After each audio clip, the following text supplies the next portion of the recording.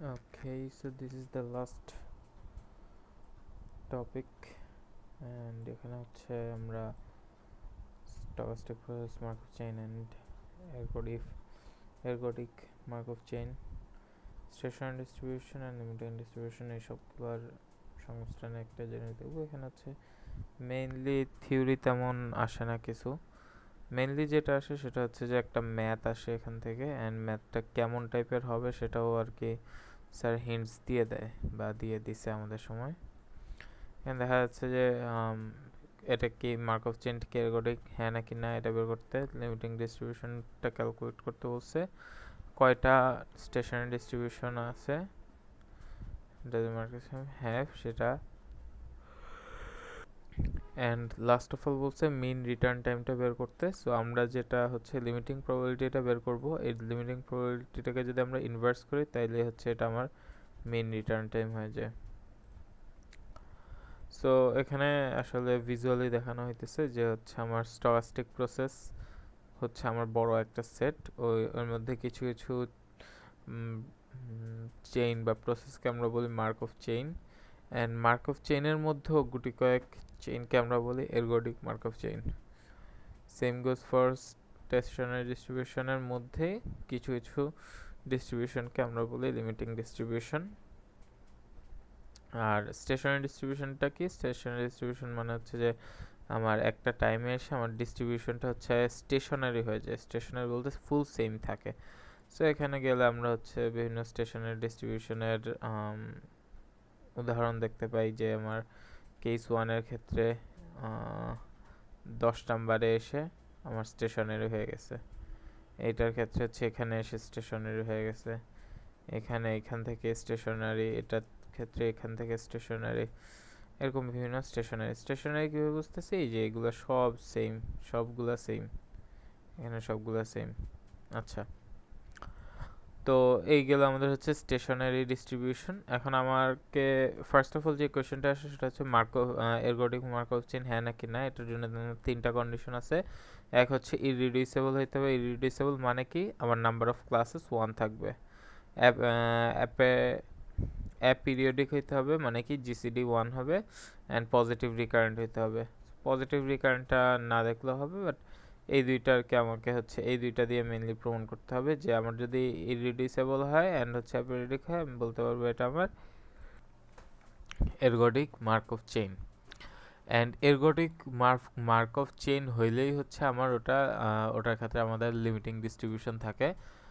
But এমন না যে হচ্ছে আবার লিমিটিং ডিস্ট্রিবিউশন হইলেই যে এরগোডিক মার্কভ চেইন হবে, এমন না। বাট এরগোডিক মার্কভ চেইন হইলেই লিমিটিং ডিস্ট্রিবিউশন হতে হবে। অ্যান্ড লিমিটিং ডিস্ট্রিবিউশনের ক্ষেত্রে এটা আমার মনে রাখতে হবে যে একটা only one unique limiting distribution থাকে। স্টেশনারির ক্ষেত্রে আমাদের এক বা একাধিক স্টেশনারি ডিস্ট্রিবিউশন থাকতে পারে, বাট লিমিটিং ডিস্ট্রিবিউশনের ক্ষেত্রে আমার only one unique limiting distribution থাকবে। সো আসলে আমাদের লিমিটিং ডিস্ট্রিবিউশন বা স্টেশনারি ডিস্ট্রিবিউশনগুলো কেন হয়? হওয়ার একটা কারণ হচ্ছে সেটা হচ্ছে যে আমার এরকম ওয়ান লুপ উইথ প্রবাবিলিটি 1 এইটা যদি থাকে তাহলে আমাদের সাধারণত স্টেশন ডিস্ট্রিবিউশন হয়। কারণ এটা দেখে বোঝা যাচ্ছে কমন সেন্সের মাধ্যমে যে হ্যাঁ এভাবে হয়তো আমরা মানে এই স্টেটসগুলোতে ঘুরতে থাকবো, কিন্তু কখনো যদি আমি এই স্টেট 2তে যাই, আমি আর কখনো স্টেট 2 থেকে বেরোতে পারবো না। তখন আমার ডিস্ট্রিবিউশনটা আসলে কেমন হবে? এই যে এরকম হবে যে 0 0 1 স্টেট 0 1 2, সো 0 0 1 0 0 1 0 0 1 এরকম করে আর কি, মানে অলওয়েজ সেমই থেকে যাবে। সো এই টাইপের যখন আমাদের হচ্ছে যে কোনো একটা স্টেশনারি ডিস্ট্রিবিউশন থাকে ইউনিক, তখন আমরা এটাকে বলবো লিমিটিং ডিস্ট্রিবিউশন। আচ্ছা, সো এখন আমার কোয়েশ্চেনে আসে এরকম যে হচ্ছে আমার একটা মার্কভ চেইনের বিভিন্ন স্টেটস দেওয়া থাকে, একটা ট্রানজ্যাকশন ম্যাট্রিক্স দেওয়া থাকবে, আমাকে বলতে হবে যে find the limiting distribution of this Markov chain. এখন এটা বের করার জন্য হচ্ছে আমার দুইটা ওয়েজ আছে, টু ওয়েজ,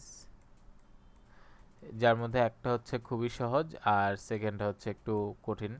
বাট আমাদেরকে মেইনলি হচ্ছে সেকেন্ডটাই করতে হয়, কঠিনটাই আর কি এক্সামে করতে হয়। এটা করলে আর কি স্যার এটা করতে আমাদেরকে মানা করছিল। আচ্ছা, সো সহজটা আগে একটু দেখি যে আমার মেইনলি হচ্ছে স্টেশনারি ডিস্ট্রিবিউশনের ক্ষেত্রে সূত্র হচ্ছে এটা, আমরা সাধারণত আগে জানতাম যে আমার সূত্র থাকতে হচ্ছে এটা যে পাই নেক্সট বা pi one is equals to pi to the power বা পাই নট ইন্টু পি, এটা আর কি আমরা জানতাম যে।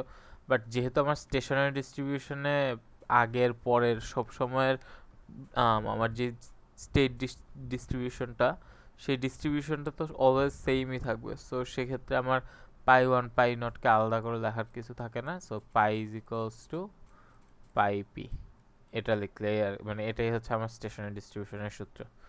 সো এখানে আমরা দেখতেছি যে পাই পি ইজ ইকুয়ালস টু পাই। এখন এইটা তো হচ্ছে আমার পি, বাট পাইটা আসলে আমার বের করতে হবে, পাইটাই আর কি বের করতে হবে। পাইটা হচ্ছে আমার লিমিটিং ডিস্ট্রিবিউশন। সো আমরা জাস্ট পাইটাকে একটা ধরে নিলাম x one x two x three x four এরকম ধরে নিলাম, চারটা কেন ধরলাম, অবশ্যই এখানে চারটা কলাম আছে, সো সেই অনুযায়ী আমাকে ধরতে হবে।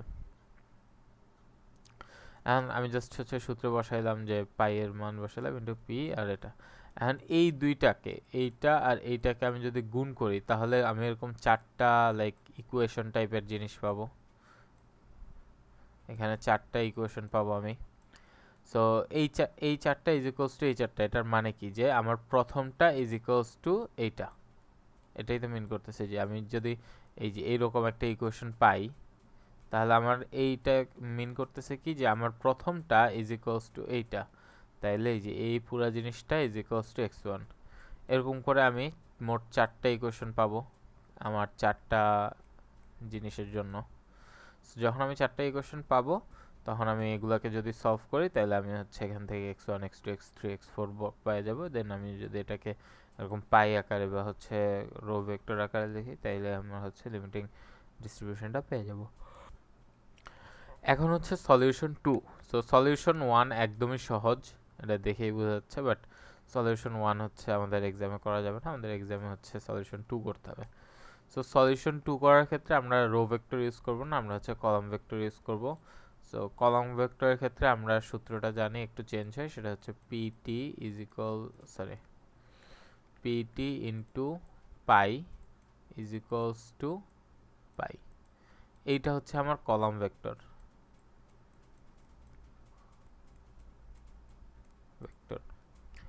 সো এটা ইজ ইকুয়ালস টু পাই লিখলাম। এখন যখন কোনো কিছুর সাথে লেটস সে লাইক দুইয়ের সাথে কিছু নাই মানে কি এক গুণ অবস্থায় আছে, সেমভাবে কোনো একটা ম্যাট্রিক্সের সাথে কিছু নাই মানে একটা আইডেন্টিটি ম্যাট্রিক্স গুণ আকারে থাকতে পারে, এটা আমরা ধরে নিতে পারি। তো এখানে একটা আইডেন্টিটি ম্যাট্রিক্স আনলাম, এটাকে এই পাশে নিয়ে আসলাম, আসার পরে এখানে পাইটাকে কমন নিলাম, পাইটাকে কমন নেওয়ার পর আমার কিছুটা এই টাইপের একটা হচ্ছে স্ট্রাকচার দাঁড় করাইছি। অ্যান্ড এই স্ট্রাকচারটা দেখে আমাদের একটা পুরোনো একটা পড়ার কথা মনে পড়ে যায়, সেটা হচ্ছে আমার নাল স্পেস। আমরা যখন নাল স্পেসের ম্যাথগুলো করছিলাম লিনিয়ার অ্যালজেব্রায়, তখন আমরা এই টাইপের একটা হচ্ছে সমীকরণ পাইছিলাম যে A X is equals to zero. এখানে আমি যদি এইটার সাথে এটা কম্পেয়ার করি তাহলে এই অংশটুকুকে আমি এ বলতে পারি, আর এই যে এটাকে আমি এক্স বলতে পারি, and is equals to zero. So and এইখানে এক্সটাই হচ্ছে আমার নাল স্পেস, আমার এই ইকুয়েশনের মধ্যে এক্সটাই হচ্ছে আমার নাল স্পেস। সো এক্স যেহেতু আমার নাল স্পেস, তার মানে কি আমার এই ইকুয়েশনের ক্ষেত্রে পাই হচ্ছে null space. And null space মানে হচ্ছে আমার এমন একটা স্পেস বা ম্যাট্রিক্স যেটা কিনা আমি অন্য একটা ম্যাট্রিক্সের সাথে গুণ করলে একটা মানে জিরো পাবো অ্যান্সার। সো এটার ক্ষেত্রে আমার নাল স্পেস হচ্ছে পাই। এখন আমি যদি নাল স্পেস যেভাবে আমি বের করতাম লিনিয়ার অ্যালজেব্রায়, যেভাবে আমি নাল স্পেস বের করা শিখছি, ওভাবে যদি আমি নাল স্পেসটা বের করে ফেলতে পারি এইটার ক্ষেত্রে, তাইলেই তো আমি পাই এর মান বের করে ফেলতে পারবো। সো এখন আমাদেরকে নাল স্পেস বের করতে হবে। নাল স্পেস আমরা কীভাবে বের করবো? ফার্স্ট অফ অল আমরা এই জিনিসটাকে এ হিসেবে ধরে নিছি। So A is equals two P two the power T minus I. আচ্ছা, ভালো কথা। এখন পি, এটা হচ্ছে আমার P, P is equals to this. And তাহলে পি পিটি কী হবে, মানে পি এর ট্রান্সপোজ। সো এটাকে জাস্ট ট্রান্সপোজ করবো, মানে হচ্ছে কলাম রো হয়ে যাবে, রো কলাম হয়ে যাবে। সো আই গেস ট্রান্সপোজ সবাই পারি। সো ট্রান্সপোজ করে দিলে এরকম আসবে। এখন মাইনাস কি, মাইনাস আইডেন্টিটি ভেক্টর, এখানে আইডেন্টিটি ম্যাট্রিক্স, আইডেন্টিটি ম্যাট্রিক্সটা এরকম হবে। সো এটা থেকে এরা বিয়োগ দিলে আলটিমেটলি আমার অ্যান্সার আসে এটা। So A is equals two আমার এইটা। এখন হচ্ছে স্টেপ টু হচ্ছে এ এর নাল স্পেস। এখন এ এর নাল স্পেস আমরা কীভাবে বের করব? ফার্স্ট অফ অল আমাদেরকে আরআরইএফ করতে হবে, অ্যান্ড আরআরইএফ মানে এই এই ফুল জিনিসটা হচ্ছে লিনিয়ার অ্যালজেব্রার জিনিস। আমি জাস্ট হচ্ছে একটু মানে গো থ্রু করে দিই জিনিসটা কি। যে ফার্স্ট অফ অল হচ্ছে আমাদের এই জিনিসটা দেখতে একটু বিদিকিচ্ছিরি লাগতেছে, অ্যান্ড সবগুলার নিচে আমি দেখতেছি 4 আছে। সো আমি যদি 4 দিয়ে পুরাটাকে গুণ করে দিই তাহলে একটু জিনিসটা দেখতে সুন্দর হয়ে যাবে। সো আমি জাস্ট 4 দিয়ে গুণ করে দিলাম, b is equals to 4a। So আমি এখানে জাস্ট 4 দিয়ে গুণ করে দিচ্ছি। 4 দিয়ে গুণ করার পরে আমাকে আসলে আলটিমেটলি আমাকে হচ্ছে এইরকম একটা ফর্মে আনতে হবে। আরআরইএফ এর ক্ষেত্রে আমরা এরকম একটা ফর্মে আনি যে আমার এই কর্ণ বরাবর সব হচ্ছে 1 থাকবে, অ্যান্ড এই পাশেরটাতে হচ্ছে অ্যান্সার মানে কোনো একটা মান থাকুক, ওটা সমস্যা নেই, বাকি সব কিছু হচ্ছে 0 থাকবে। আমাদের আলটিমেট গোল হচ্ছে এটা। সো আমরা উপরে যাই এবার। আচ্ছা, এখন এই যে এই বরাবর আমাকে কি করতে হবে? 1 বানাইতে হবে। সো আমি আস্তে আস্তে একটা একটা করে করব। ফার্স্ট অফ অল হচ্ছে আমাদের যে প্রথম কলাম সেটা। সো প্রথম কলামের ক্ষেত্রে আমি শুধু উপরেরটা রেখে নিচে সবগুলারে 0 বানায় ফেলবো। সেটা হচ্ছে এই অপারেশনের মাধ্যমে আমি করতেছি। এখানে অপারেশনগুলো বুঝে যাচ্ছে যে R2 প্রাইম মানে হচ্ছে এই যে R2, এই যে এই রোটা, এই row prime is equals to R1 plus R2, মানে আমার এই যে এইটা এই রো প্লাস এই রো করলে আমি হচ্ছে এই রো পাই। এই দুইটারে যোগ করলে হচ্ছে আমি এই রোটা পাচ্ছি। সো এই দুইটারে যোগ করলে আলটিমেটলি আমার 0 হয়ে যায়।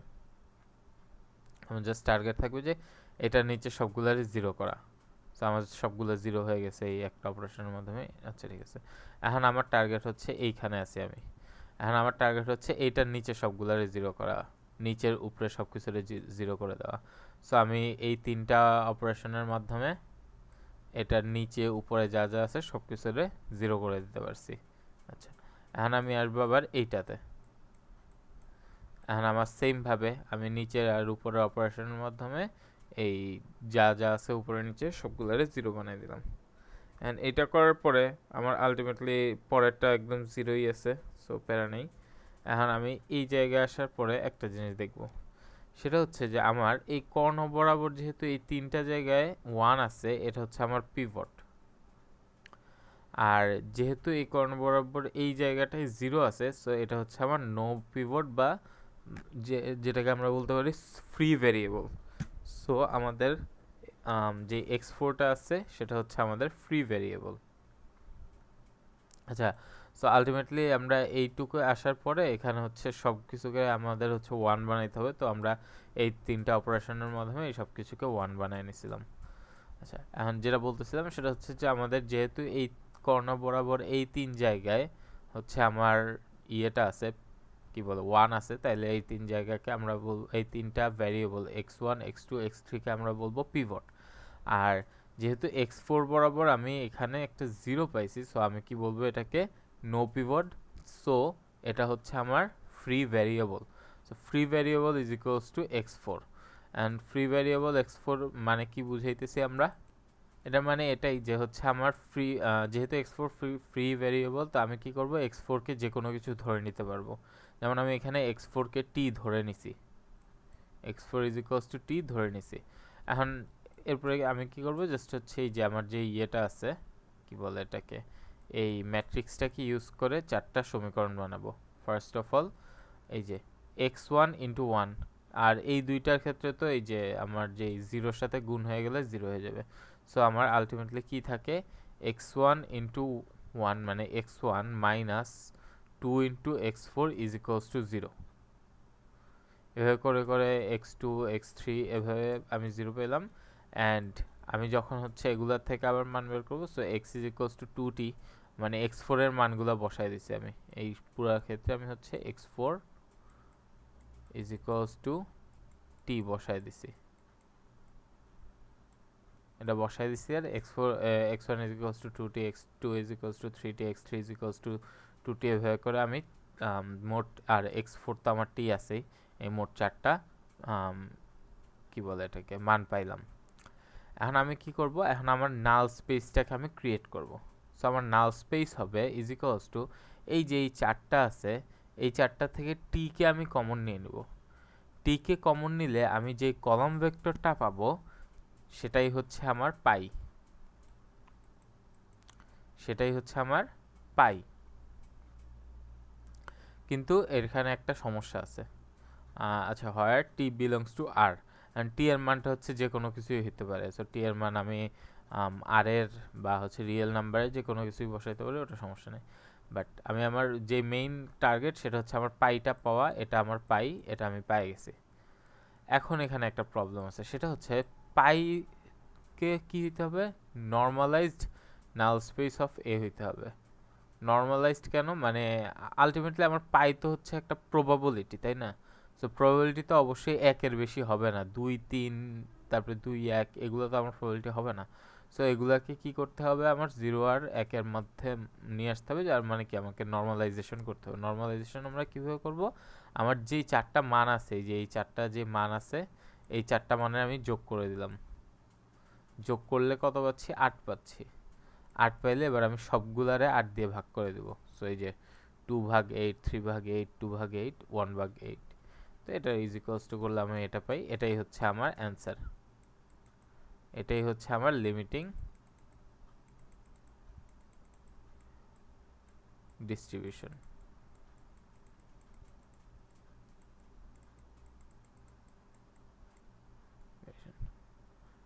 আচ্ছা,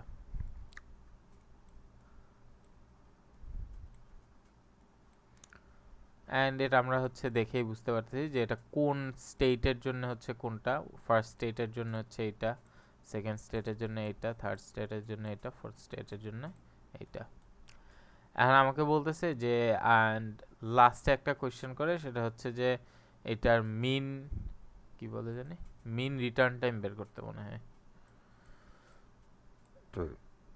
সো হ্যাঁ, মিন রিটার্ন টাইম বের করতে। সো আমাদেরকে হিন্ট দিয়ে দিছে যে inverse the limiting probability. So আমরা যে লিমিটিং প্রবাবিলিটিটা পাইলাম, এই যে এই চারটা, এগুলোর যদি আমরা ইনভার্স করে দেই তাইলে আমরা হচ্ছে আমাদের মিন হিটিং টাইম পেয়ে যাব। সো আমার স্টেট এর জন্য বা স্টেট 1-এর জন্য মিন হিটিং টাইম কত হবে, আমার এই যে এইটার ইনভার্স, তো এটার ইনভার্স করলে হবে 4। সেমভাবে স্টেট 2-এর জন্য কত হবে আমার 8/3। দেন হচ্ছে স্টেট 3-এর জন্য কত হবে 4। স্টেট 4-এর জন্য কত হবে 8। এটা হচ্ছে আমার হবে কি, এগুলো হচ্ছে আমার মিন হিটিং, আচ্ছা কি মিন হিটিং টাইম, সরি মিন রিটার্ন টাইম, মিন রিটার্ন টাইম। আচ্ছা, এই ছিল মোটামুটি আমাদের। এখান থেকে আসলে ডিরেক্ট একটা ম্যাথই আসবে। সো এটা নিয়ে এত প্যারা খাওয়ার দরকার নেই। অ্যান্ড ম্যাথে কি কি আসবে এগুলি স্যার এখানে মোটামুটি বলেও দিছে, যে হচ্ছে আমার এটা হ্যাঁ নাকি না এটা কীভাবে করবো। এই যে আমরা ফার্স্ট অফ অল হচ্ছে ইরিডিউসেবল নাকি না সেটা দেখবো, যে আমার এখানে আমার যে মার্কঅফ চেইনটা আছে, ওই মার্কঅফ চেইনে কয়টা ক্লাস আছে। যদি একটার বেশি ক্লাস থাকে তার মানে কি, তাহলে ওটা মানে যদি ইরিডিউসেবল নাই হয় তাহলে তো এরগোডিক হবেই না, ওটা শুরুতেই বাদ। অ্যান্ড যদি আমি দেখি ইরিডিউসেবল হয়েছে, এরপরে আমি দেখবো যে এটার পিরিয়ডিসি কত। যদি আমার জিসিডি ইজ ইকুয়ালস টু 1 পাই, তার মানে কি অ্যাপিরিয়ডিক। অ্যাপিরিয়ডিক হলে এটা মার্কঅফ চেইন। আচ্ছা, আর এরপরে কি বলছে, এরপরে হচ্ছে আমার লিমিটিং ডিস্ট্রিবিউশন কেমনে আমি বের করবো সেটা। এই যে যেটা দেখাইলাম যে এটা হচ্ছে সহজ পদ্ধতি, সহজ পদ্ধতিতে করলে হবে না, আমাদেরকে কঠিন পদ্ধতি দিয়ে করতে হবে। এখান থেকে আমরা বের করলাম A X is equals to 0, and এর মানটা কেমনে বের করবো, এই যে ইয়েটা দেওয়া আছে এটা দিয়ে থেকে এর মান বের করলাম। এরপরে এটার উপরে আর আর ইএফ চালাইলাম, আর আর ইএফ চালাইলাম। আর আর ইএফ বলতে যে রেডিউস রো এশেলন ফর্ম আর কি, রেডিউস রো এশেলন ফর্মে নিয়ে আসলাম। নিয়ে আসার পরে এখানে আমি দেখলাম যে 3টা পিভট আর একটা নো পিভট আছে। ওই নো পিভটটাই আসলে আমার ফ্রি ভ্যারিয়েবল। সো ফ্রি ভ্যারিয়েবলকে আমি যা ইচ্ছা তাই ধরতে পারি, ওটা ধরে নিলাম। অ্যান্ড সেই অনুযায়ী হচ্ছে আমার x1 x2 x3-কে আমি মানে একটা অ্যান্সার বের করলাম। অ্যান্ড অ্যান্সার বের করার পরে তো জাস্ট আমার টিটাকে বা হচ্ছে আমার ফ্রি ভ্যারিয়েবলটাকে যদি আমি কমন নিয়ে নেই, যেটা পাই সেটাই হচ্ছে আমার পাই। অ্যান্ড ওই পাইকে আবার আমরা নর্মালাইজ করব। নর্মালাইজ করার পরে সেটাই হচ্ছে আমাদের অ্যান্সার, অ্যান্ড ওটারে ইনভার্স করে দিলে ওটা হচ্ছে আমাদের মিন রিটার্ন টাইম। আচ্ছা, সো দিস ওয়াজ ইট। এখানে স্টেপসগুলো দেওয়া আছে, স্টেপ 1 এভাবে করব, স্টেপ 2 এভাবে করব, আর স্টেপ 3 এভাবে করব।